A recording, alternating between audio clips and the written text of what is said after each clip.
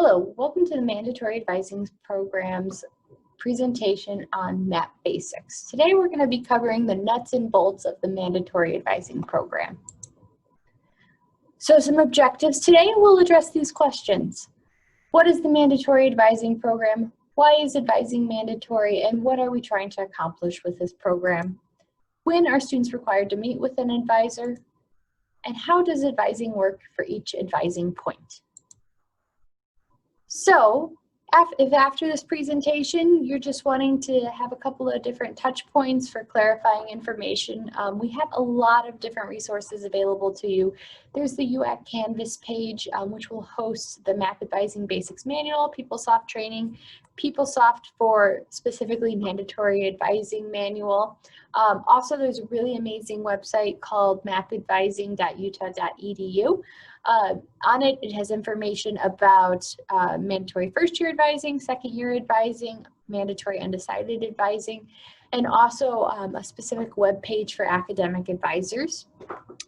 In regards to the Mandatory Advising Program, we're going to cover that and visit the site at the end of the presentation. Your colleagues are also an amazing resource for you to utilize as well. So make sure if you have any questions, talk to them. And then the director of the Mandatory Advising Program, Martina Stewart in the Academic Advising Center, is an awesome resource too. She's really great at making sure that advisors are communicated with, that we know what's going on with the Mandatory Advising Program. She leads our Mandatory Advising Program team and really is just, like I said, an all-around great resource for academic advisors. So group discussion, so feel free to unmute yourselves, but some questions we want just kind of to get you started. What was your advising experience like as a student? Who did you go to for advice and why, and how has that impacted your advising style? So feel free to take yourself off mute. I'm going to take myself off mute and chime in. So I'm Samuel Banford. I'm one of the academic advisors in the College of Fine Arts. As a student, it was a while ago, so I have to really think about it.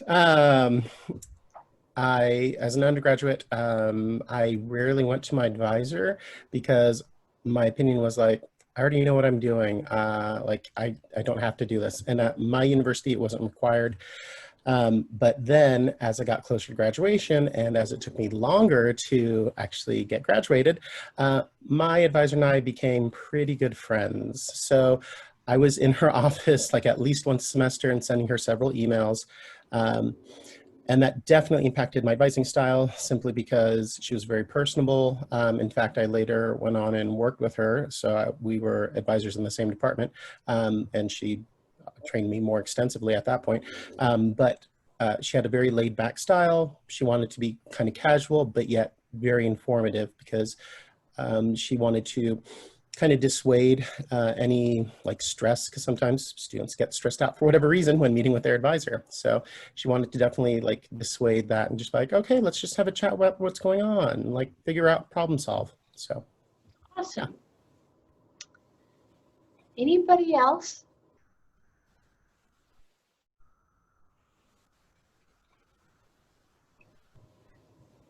I know when I was going through undergrad, we were pre-assigned like a faculty advisor in our own department. It was up to us to, if we changed majors, to find somebody to be our new advisor. So we were able to, and it was like you had to identify a faculty member, and it was any faculty member could do it. And I changed my major, but I never changed my advisor. And I just basically went in and said, like, here's what I'm planning to take. And he said, great, and signed off on it. So this for me, I think is an awesome experience. And I think it's wonderful that the university has identified individuals that students can go to who it's their job. And I apologize, I'm in the office, but it looks like my connection is a little wonky. So if I break up, just let me know. But yeah, for me, I think, you know, it's nice that we have this pre kind of identified position and somebody whose job it is to kind of help shuttle students along the way and get them to a place where they feel comfortable. Anybody else? One more person? Oh no.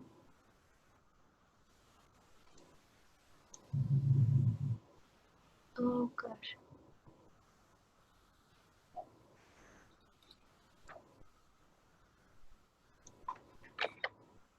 All right. Sorry, you guys are very choppy with the video, so I think my internet's crazy. I'm gonna put something in the chat.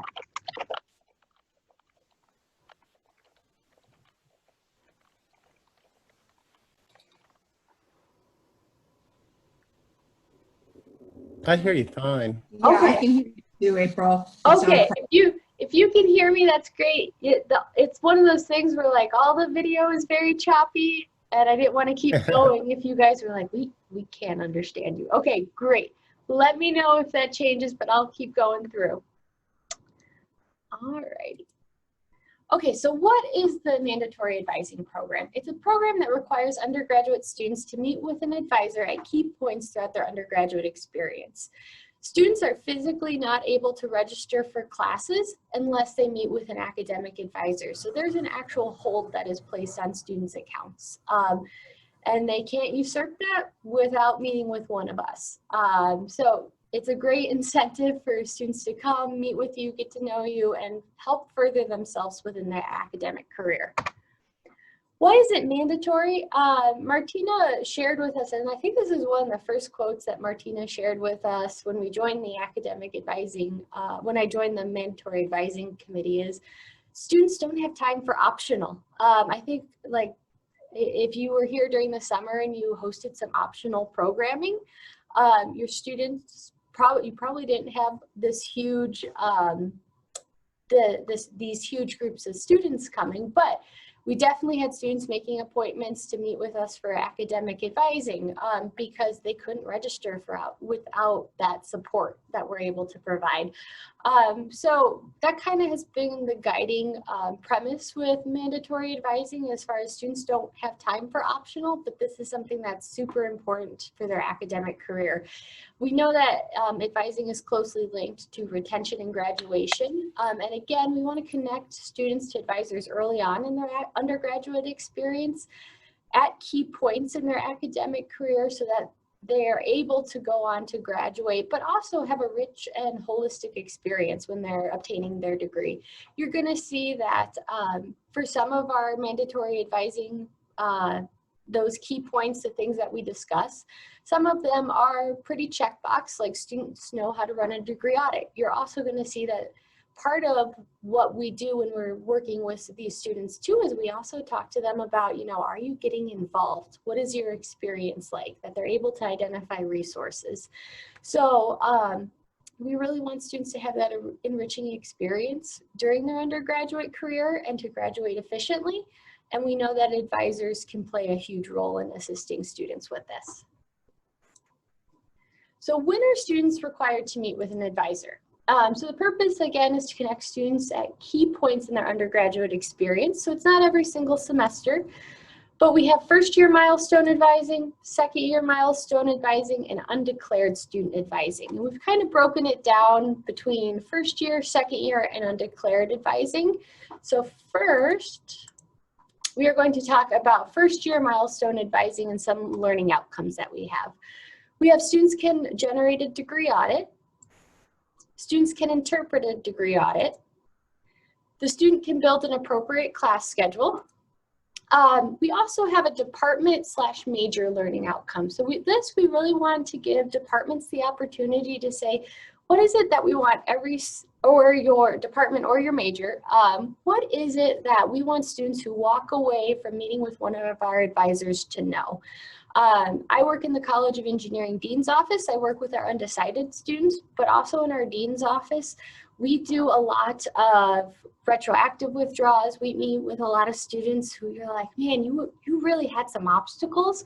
I wish we could have helped you alleviate some of that early on. So one of our department or major learning outcomes that we have in the College of Engineering is we want students to know, hey, you know, we're not here as people who are just going to talk to you about academics. If you are struggling, and I say, like, you know, right now, nothing you've said today makes me think like I have to say this, but I want you to know that you're supported and that I'm here to support you through your academic career. So if at any point you feel like, you know, school's just really difficult, maybe you have an extenuating circumstance, like you get into a ski accident and end up needing to be in the hospital for a while, your mental health just isn't where it should be, and you really want to focus on yourself, or something is happening at home, we get that students have these outside struggles. So please come talk to me so we can talk about how to balance your academic careers or your academic goals, and also what's going on in your personal life as well, so that you can be ultimately successful.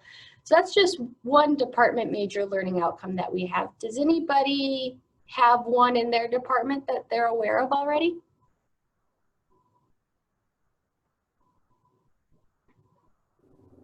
Yes, I'm going to chime in again.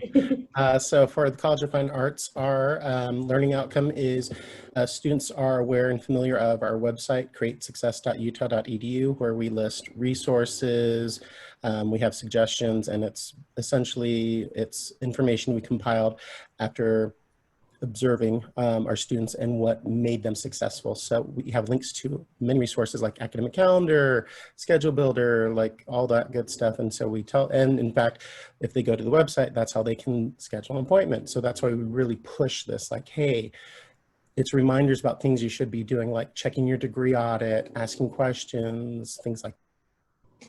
And also, AAC, we have, ours is student is able to identify a major exploration resource or next action step in the exploration process. We're really focused on helping students decide on a major to get them connected to all of you that are here to major advisors. So that's what we're focusing on. Awesome. So yeah, and if you don't know what your department or major learning outcome is, definitely ask your supervisor or ask your coworkers. If you're the lone advisor in your department, feel free to create your own for your department. There are things that I think make our majors unique that we would want students to know. So if your department doesn't have one, you can be the champion for creating one as well. And then lastly, last year we encouraged advisors to create their own goal or their own learning outcome. And this meant different things for different people. For some academic advisors, it meant that they, had one for themselves that they wanted to assist students with that really enhanced the experience. So it's kind of like the advisor benefited and the student benefited. We also have advisors who created a learning outcome or a goal for their meeting that truly was more geared towards the student. So one advisor goal that I had, and it's one that I think benefited me but also helps with the student, is that I was able to write down, I said, I really want to be able to write down something personal about each student so that if they came in, I'd be able to say like, oh, I remember you were skiing, kind of thing. How's ski season going? Or I remember that, you had this exciting opportunity. How did that end up? So that if I were to email with a student later on, or if I was able to talk to them later, or it really was helpful for identifying identifying a particular meeting, because we go through these different MAP meetings and sometimes it feels very boom, boom, boom, kind of, and they feel very similar. So for me, that was a very helpful way to be able to go back to that particular meeting and say like, okay, I have a memory of how this went, kind of thing. Does anybody want to share their advisor goal or something that they think would be their advisor goal?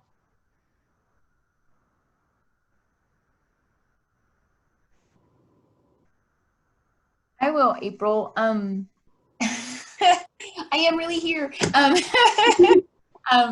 I think for me, one of the big challenges has always been that I fall into a really transactional advising style, because I feel like I have to cover like all the business schools kind of admission criteria and the curriculum issues and all that. So I've often found it really helpful, like people on my team are really good about this too, of like you know, trying to have more open-ended kinds of questions for the students, like trying to be sure they're really on the path they want to be on and not just kind of like what their parents expected them to do, say, in majoring in business, or that if they're having any struggles, like how do we get at that? Because I feel like the students kind of hide that from us a little bit. So I, as a, like for my kind of like goal as an advisor is just how do I move myself from that transactional kind of here's the classes to take, here's how we're structured, to this like, how are you doing as a student? Are you getting the experience that you really want? And are you on the path that you really want? And like, for me, that's helpful as an advisor just to break me out of that like checklist kind of mentality that I feel like I get caught in sometimes. Awesome. Anyone else, Denise? Yeah, well, I was gonna say thank you for that idea. I had a concussion not that long ago, and normally I'm really good at remembering. Like when I see a student's face, I'm like, oh yeah, you had this, like I'm good at recall, but I like your idea of writing something down because that recall has left my capacity. So thank you for that. Yeah, no problem. But I was also gonna say, along with what Jennifer said, I think especially in my area, it's important to try to ask those probing questions to figure out what is it a student is thinking they want to do in biology versus what they really want to do, kind of thing. Gotcha, yeah. And then on top of that, we've added this go around specific questions for honors students because they also have a faculty research person that they need to be connecting with, and oftentimes those steps, if they get missed early on, can be problematic later down the road. Yeah, no, that's a great point. Looking at what else your students need, or is there something that a particular population needs? The other thing I'll kind of add too, because I know I'm guilty of this, I feel like it may be really easy for us to cut out our own goals, like as the MAP season kind of keeps going on. If you end up having back-to-back appointments, if they're going long, I think it could be tempting to be like, all right, well, that's my goal, and it could be tempting to kind of cut that out. So usually what I've done, because I've noticed even in some of my notes, I'm like, ooh, that element is missing, kind of thing. Make sure you put a Post-it on your screen or create a reminder kind of midway through the MAP season that, oh yeah, I got to make sure I'm doing this, because this isn't something that necessarily your peers are going to have the exact same goal as you. So that reminder of, yes, my goal is important. It's beneficial to my students. It's beneficial to my MAP meetings. This is something that I should keep present, I think would be helpful as well. I think that's a good point. Sorry. Oh yeah, I just wanted to share something Angie in math shared with me a long time ago that I recall all the time, especially when I start feeling burnout, is this might be the 1000th time I'm going through this, but this is the student's first time. And so I want to make it just as special and just as unique as I did for all the other first times, right? Because I want to honor their first time, so to say. That makes sense. Anyway, thank you, Angie, for sharing that. I remember it. No, that's an excellent point. Our students definitely, it could be the middle of MAP season for us, and we could have back-to-back appointments, but it's definitely one of the, if a student is going to utilize us in the future, these meetings are definitely really important in giving them that incentive to come back and meet with us when it's voluntary kind of thing. So thank you for pointing that out. All right, so some logistics with first year milestone advising. So student selection for first year MAP. All first term students admitted as first year students, regardless of credit hours, will be selected for mandatory first year advising. Summer and fall starters are selected in September.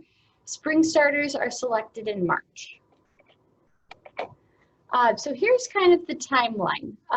It's a little bit different this year, so I'll definitely try to break it up a little bit for those who are newer, but September 28th, students will be selected for advising. Service indicators will be placed in PeopleSoft. And for those of you who haven't seen the service indicators before, it's coming up soon, so you'll be able to see it. An email will be sent out on the 28th, letting students know that they have this hold. This hold becomes active in PeopleSoft on the 28th as well. So you'll be able to go in and remove it. The one thing to note, though, it's a little bit different for this year, is the class schedule and registration appointments aren't set or available until October 12th. So just so you know, we'll still be advising students. It will be without a finalized class schedule. We spoke to college coordinators. Vast majority thought we knew enough about what we would anticipate being offered, where rather than losing out on the 2 weeks that we would normally we'd be able to advise students on the 28th and have a class schedule. That class schedule got pushed back 2 weeks as far as when it was published, but we didn't want to lose that 2 weeks from mandatory advising season. So again, we surveyed college coordinators. Most felt that we could advise appropriately without the class schedule being published.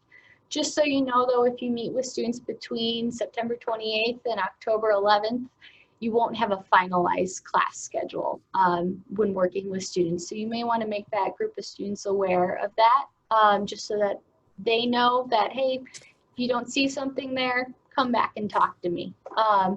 But registration appointments will also be available for students as well. So again, maybe with that first year, that group that meets with you from October 28th through October 11th, you can talk to them about, all right, if you're trying to register for classes later on and you want to find out your registration appointment, here's how you can find it. September 28th through November, basically you're going to be meeting with lots of students for mandatory advising. You're going to take the necessary actions in PeopleSoft to remove their hold and make meeting notes. Again, we're going to go through what that looks like shortly.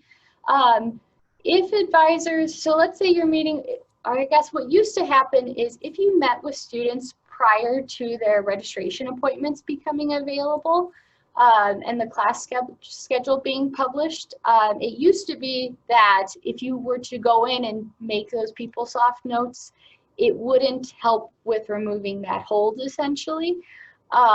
So students were still not able to register if you met with them prior to registration dates being available. Martina has figured out this wonderful process where now if we meet with students earlier and we remove that hold and make those PeopleSoft notes, there's some background work that can happen so that you don't have to go back to those students that you met with early on, and you don't have to track those students that you met early on. So just so you know, if maybe you were a more seasoned advisor and you've been through it before it was an issue, if we met with students early, now a background process is worked out where that's no longer an issue. Can I say something about that, April? Yeah. So what's important here is that, so what this means is if you advise a student between November 28th and October 12th, if you remove the hold, they'll automatically get priority registration. But if you advise them before September 28th, it's not going to work because there's not going to be a hold on their record that you can remove. So if you advise them before the 28th of September, you do need to keep track and then go in and remove the hold so that when we run the process on the 12th, they can get priority registration. Sorry, important clarification, yeah. Does that make sense to everybody?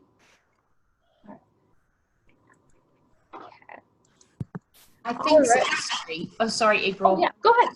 On the uptake, I was taking notes. Yeah, I just want to be sure I understand. So if we meet with them between September 28th and October 11th, because that's the October 11th, that's kind of the shift into when registration dates are available. So we're kind of back to the normal or typical system. But if we're in that window, that kind of earlier window, the hold will be active and we can remove it. And then aren't you guys doing some kind of batch process that Martina just referred to like give them priority registration? Is that right? Yes. Yeah. On that report, as long as we saw them September 28th to October 11th. But it is right. Okay. And then it sounds like what was just added is if we meet with them between say now and September 28th, their hold's not active. So we would just need to keep up with them and then like go in once the hold is active and sort of say, hey, we met with them. clear the hold, then they'll pop up on your report to get priority. Is that right? Yes. Okay, cool. Thanks. Sorry. I just wanted to be sure I had. Yeah, it's definitely some different processes. We think it's worth it. Hopefully we won't have to do that again in the future, but I think it's worth it to give us that extra 2 weeks for advising for sure. Yeah, agreed. Thank you. Sorry to belabor the point. Oh, no. Sometimes, yeah, no, I want to make sure everybody understands. I think it helps to hear it a few different ways. And then on November 9th, so when we're talking about priority registration, that means that students for first year MAP who meet with you basically between September 28th and November 9th will be able to register the same time as juniors and seniors. So they're able to register early for 1,000 and 2,000 level classes. So just keep that in mind as well. And then, again, it's November 9th at 7 a.m. in case you have students who want to know the exact time they can start registering. But yeah, so basically between September 28th, November 9th, hopefully you're meeting with lots of students who are able to get priority registration. And again, we have a lot of students who, this was something when I started out advising, I would have students who they're like, I can't register for this 3,000 level course. Why can't I register? And I was like, I can't figure it out. Just again, keep in mind that 1,000 and 2,000 level is really important because I think it's easy to forget for students and sometimes for academic advisors as well. Cool. All right, so there is a lot of marketing that goes into it. We have our MAP advising website. It's conveyed at orientation. It's advertised within housing. I'm not sure if banners are going to be put up this year. Oh, it doesn't look like they are, but makes sense. I'm on campus and it's pretty dead here. But there's a LEAP collaboration. Students get lots of emails. So as far as like the LEAP program, I know in the College of Engineering, I go into all of our eLEAP classes and present. You may have, if you were here during orientation, you may have had some students who said like, oh, I need to do my mandatory advising appointment. I saw that a lot when we had in-person advising where students would say they would like make an appointment for mandatory advising in July after they had already been through orientation and they said like, oh, I need my mandatory advising appointment. Does this clear it? So I would have to talk to students about like, yeah, I know you heard about this during orientation, but this is actually mandatory advising happens in the fall.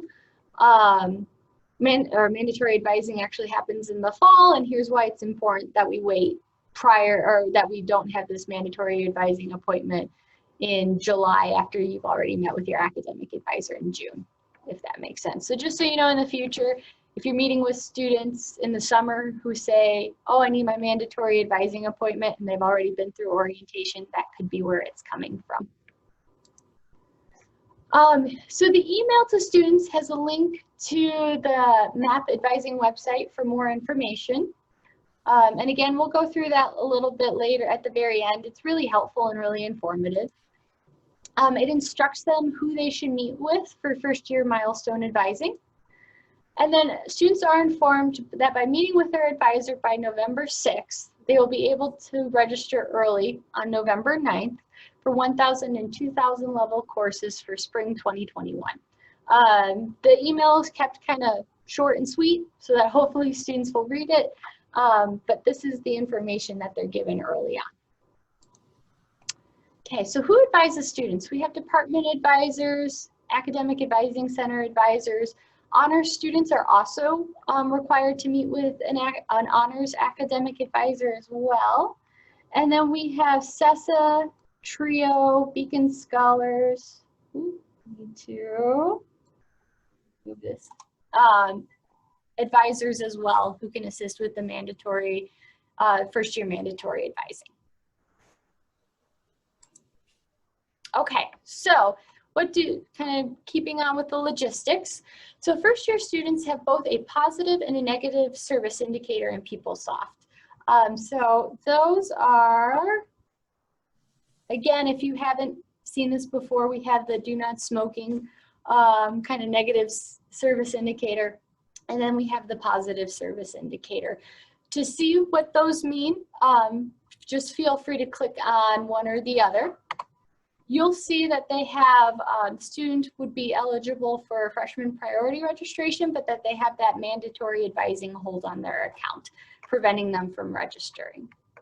If you click on that, so basically what you would do, and if you've gone through, and this is how I typically make notes, you may do it a little bit differently, but usually what I would do is I would go select, the general tab, click into notes, and then make my notes. There's actually a special feature with the mandatory advising first year and second year meeting notes that requires us to select Map Fresh first, hit save, and then make the notes. So just so you know, it's a little bit different than how you may be saving notes. You'd have to, again, you just go to the drop down, select Map Fresh, hit save, and then click notes to make your notes.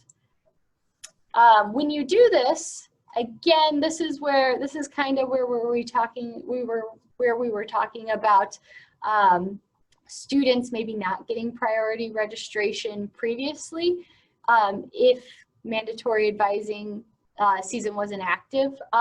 Starting October 12th, this pop-up message will let you know that the students have priority registration. Prior to, so basically September 28th through the 12th, you won't get this message. That is where that background work comes in, where we go in and give students priority registration. So if you don't see this message prior to the 12th, that's okay, that's anticipated, but you will start seeing this on the 12th. Okay, so after you click in the notes section, so you've gone into the drop down, you've hit Map Fresh, you've hit save, then you click into notes. This particular area is why you have to hit save first, because basically PeopleSoft doesn't know to automatically connect this checkbox, these checkboxes prior to, unless we hit that save button first. So that's why you have to hit the save button first before you make your notes. If you just go in and try to make notes, these boxes won't be here. But please go in and make as many notes as possible. Also, please make sure that you're being honest. Like if you didn't cover interpreting a degree audit, don't check that box. The reason is we recognize that, every MAP appointment could be a little bit different. You could have different limitations placed on you. And we really want this to be something where, like, we basically create these check boxes so that you wouldn't have to say, we learned how to run an audit, the student can interpret a degree audit, we built a class schedule every single time. So we did the check boxes so that hopefully it saves you some time and maybe you can focus on making other notes. But if you didn't cover something, don't check the box. And the other part we wanted to reiterate too is maybe you're going in and you're looking at people's notes and you see, hey, they didn't check this box. Kind of realizing that, hey, not every MAP appointment is the same, and I'm glad this academic advisor was honest that they couldn't do this during this appointment. So maybe this is something I need to cover now. So again, just be honest when you're putting in these notes and checking these boxes. Then you're going, so after making your notes, after giving that priority registration, the only thing that's going to prevent students from registering on the 12th, or on the 9th, November 9th, would be that advising hold. So you would just go in, click the little no smoking box, click right here where it says VMA. It's very similar to how you would have removed like a freshman orientation hold. And then you're gonna click the release button. After that, the student is good to go for first year MAP. Any questions on this?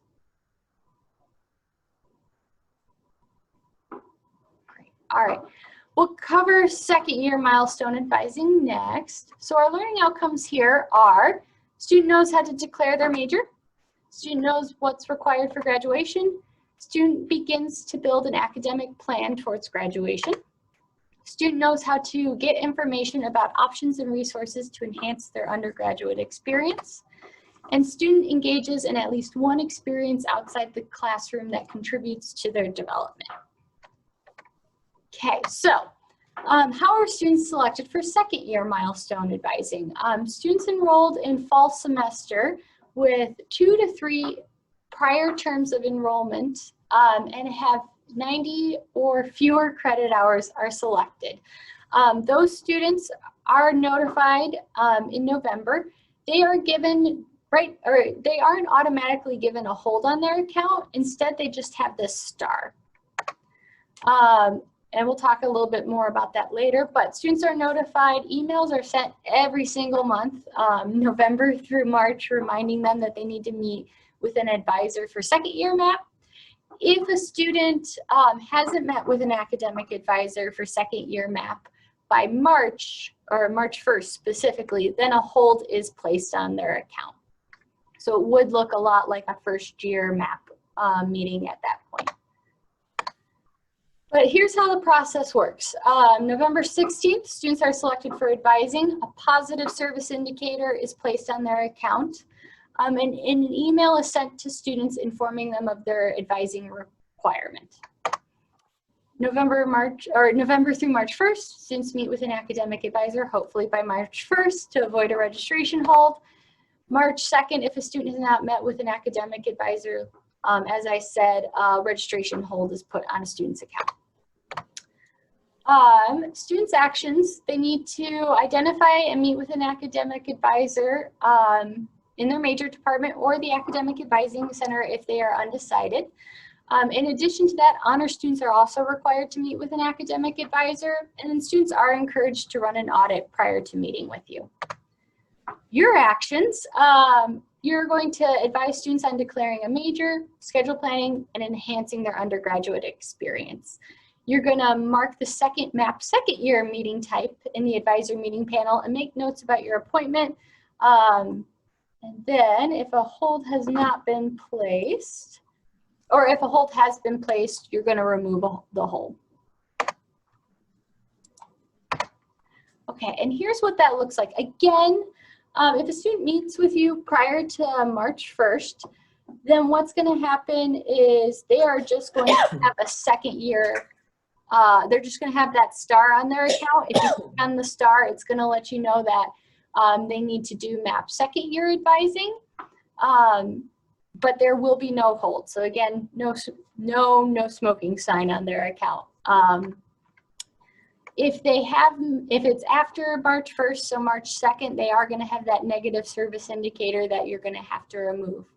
But basically what you would do is you would go in, and if it's prior to March 2nd, all you would have to do is go into the drop-down menu, click MAP second year. This is similar where you have to hit save first, and then you would go in to make notes.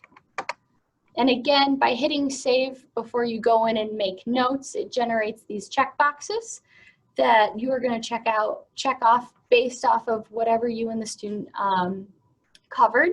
And then you're going to make your notes for future advising appointments. And then hit save at the end so it makes sure to save your notes. Any questions here? Okay. All right. And then if the student does have the hold on their account, very similar to the MAP first year hold, you're just going to go click that negative service indicator, click the VMA, click the release button, and they're good to go. Couple questions for you guys. What might be some differences for first year and second year students as far as their needs? And here's some things to consider as far as primary concerns, topics to cover, or even strategies. This is Siri. I start asking students about goals for like internships, research that they want to be doing, if they're looking into grad school or not, to try and figure out what direction they want to start going after graduation, so that they can start thinking about those things and putting those things into place going into their third year. Awesome. Yeah, I think that's super appreciated too. I think for those of us who had advisors who talked to us about that information early on, it was easier to be on the ball. I remember thinking like, oh yeah, I should probably think about grad school, but it was like my senior year kind of thing. So it's really, by having that experience early on in that second year, it really helps them almost establish what are some timelines I should be aware of before it's too late. That's great. Let's see, Tony said, as a scholarship program coordinator in CESA, I always like to show my students the academic work scholarship system. Scholarships are already being posted for 2021. That's great as well. Yeah, that one I do with first year and second year students, or try to do. But yeah, and again, I think scholarships, we've probably all been approached by students who are like, what scholarships are available? And it's March, and you're like, there's not a whole lot available kind of thing, or what is available is not as plentiful as it could have been early on. So that's a good point. Anybody else? Denise here. I think looking to see, at least in my area, we have quite a few emphases. And especially if I notice a student at this point doesn't, sorry. Can y'all hear me? Donna, excuse me, Donna, could you just mute yourself? I think that's, there we go. Oh, okay. I was just saying, for my area, we have a lot of emphases. So if I notice a student at this point, if they don't have one declared, that's okay. But it's definitely a good time to go over them and talk about them, especially because that's when they're starting to really gear up towards picking their electives in my area. Yeah, so it's I think especially for that second year, some of us may have areas where it's kind of similar to thinking about a grad program or thinking about doing an internship. If students put it off or they don't think about it earlier, it really affects their experience within the program. So that's awesome. Cool. All righty. So going on to undeclared advising, the purpose of this is to motivate students to move forward in obtaining their degree goals. So the students that are selected in this have 60 credit hours and are listed as undeclared. 60 credit hours or more, listed as undeclared. And the goal is basically they need to either declare a major or at least initiate the major exploration process. So who is selected? Students with 60 plus credit hours and at least 2 prior terms of enrollment who are also listed as undeclared in the spring semester. That email is sent out February 8th and a registration hold is put on their account. So working with these students, we have the Academic Advising Center who does a wonderful job in assisting students in the major exploration process. If you are somebody who is newer to the University of Utah, I know many of my students have greatly benefited, or a lot of our exploring students who are also thinking about majors outside of engineering have benefited from the UGS 1050 major exploration class. Again, if you haven't kind of looked into that class before, it's a great class for our exploring students. Departmental advising, the goal is to declare a student as a intermediate or full major status in CIS. Very similar to MAP first year advising. You're going to go in and mark the MAP undeclared meeting type, make notes, and remove the hold. And this is what it would look like. If you were to click on the negative service indicator, it's just going to tell you under that reason description that they need undeclared major advising. And if you click on it, it's going to remove the hold. But here, you'll see map undecided. And again, if maybe this becomes kind of standard process, you can go ahead and hit save. But unlike the other 2 holds, if you were to go in, even if you click save the first time, there's no checkbox that we ask you to fill in.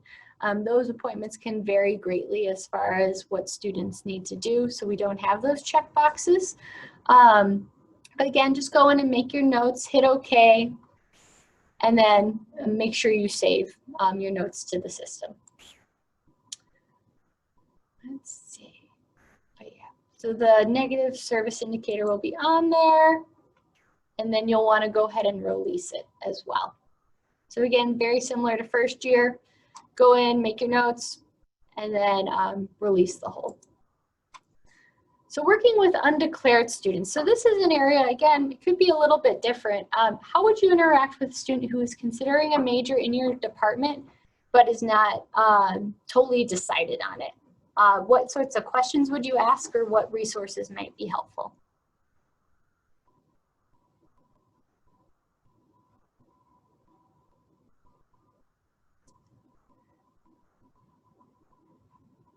I know in engineering, we have some student ambassadors who we pay them to meet with students. So I always say, like, our engineering ambassadors would love to meet with you and talk about their experience in the major.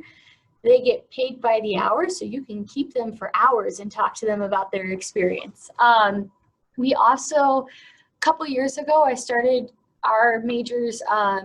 Some of them host fall and spring, some of them just host fall, some of them just host spring senior project days, where students can go and see what our seniors have done, talk to them maybe about what their next steps are, but also talk to those same seniors about what was your experience like in the program. So usually what we do in the College of Engineering is every semester we compile a list of those senior projects.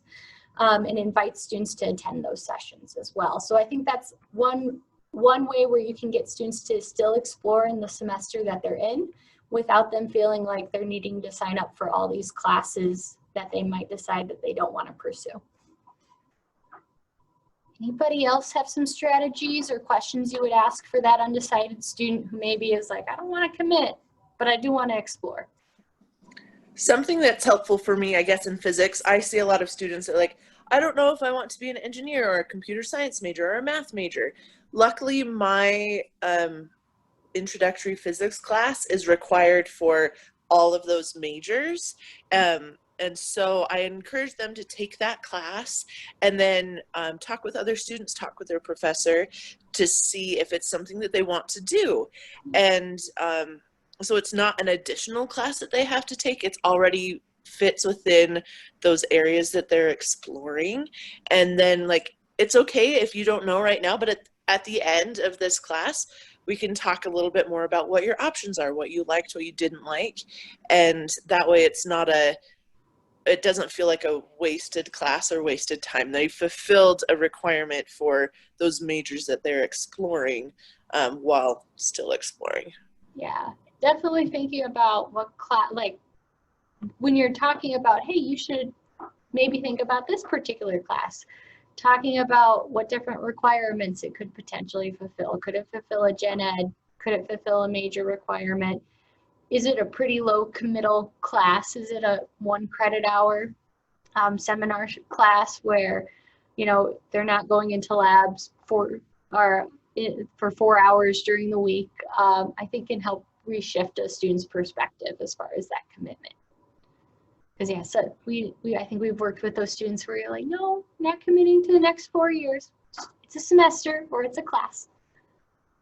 I think it's good, yeah, to let them know it's their decision, right? And we're just here to help answer questions or guide them to maybe other areas that might also be a good fit. But at the end of the day, it's what's best for them.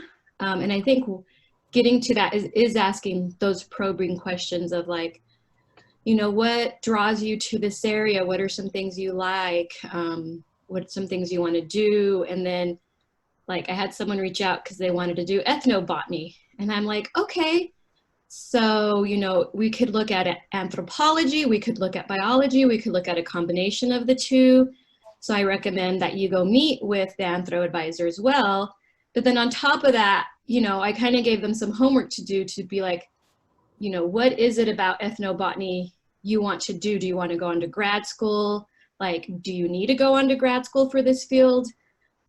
Things that, you know, are going to help them make that decision. And then I heard back from the student and they're like, well, I found one school and it's in England for grad school. And they actually recommend either anthropology, biology, sustainability studies. And I was like, oh, great.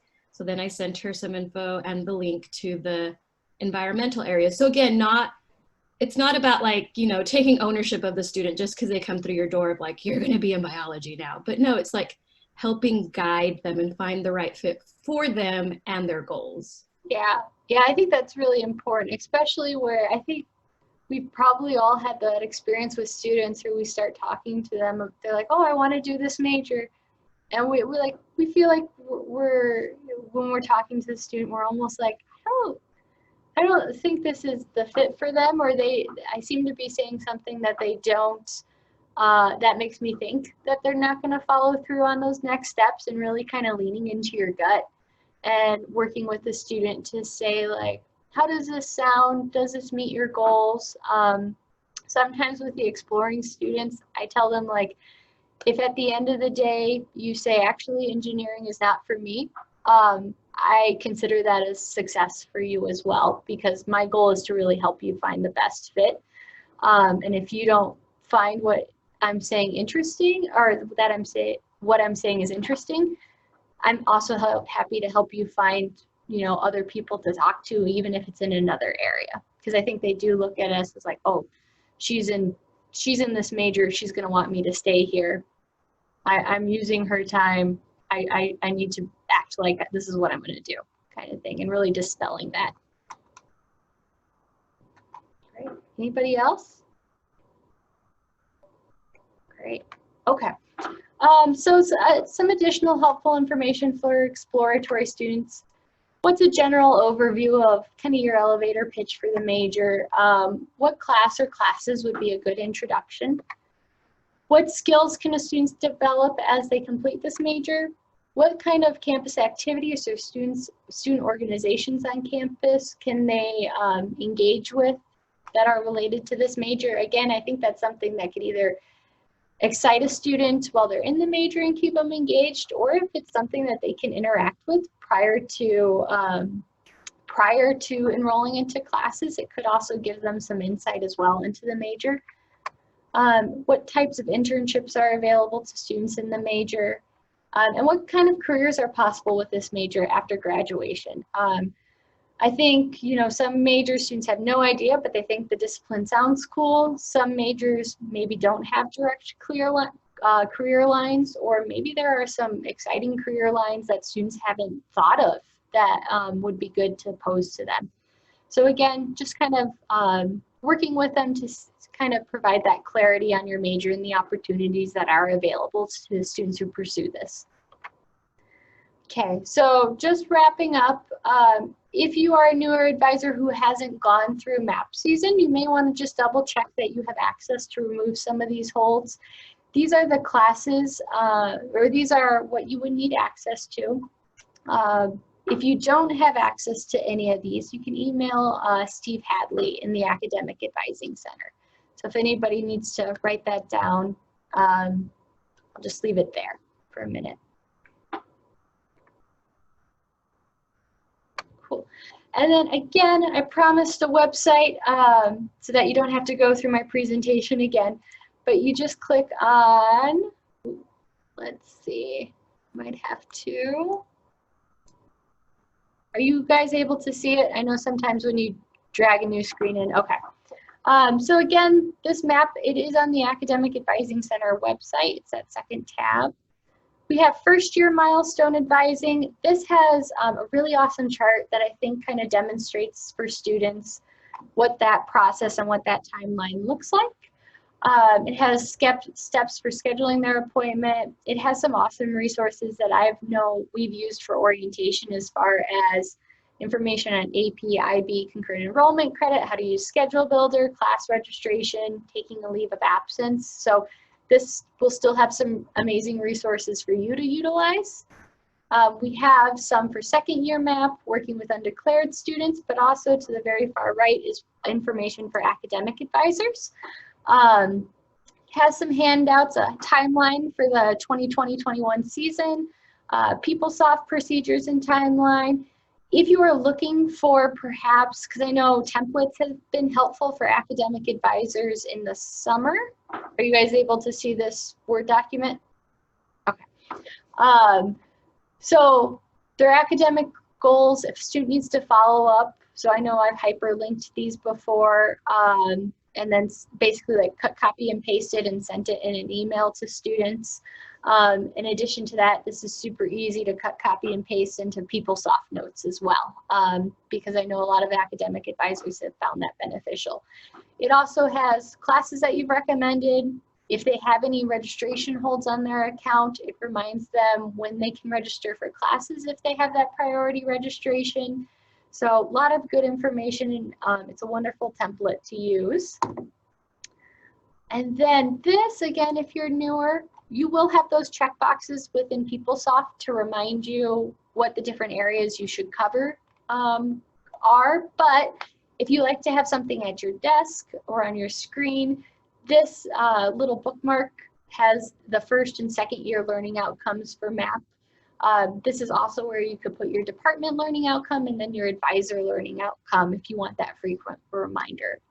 So this is a nifty tool for advisors as well. And then the MAP Advising Basics Manual too. So that is all I have for you all. Any questions? Great. Well, thank you for coming. If you don't have any questions, you are free to leave.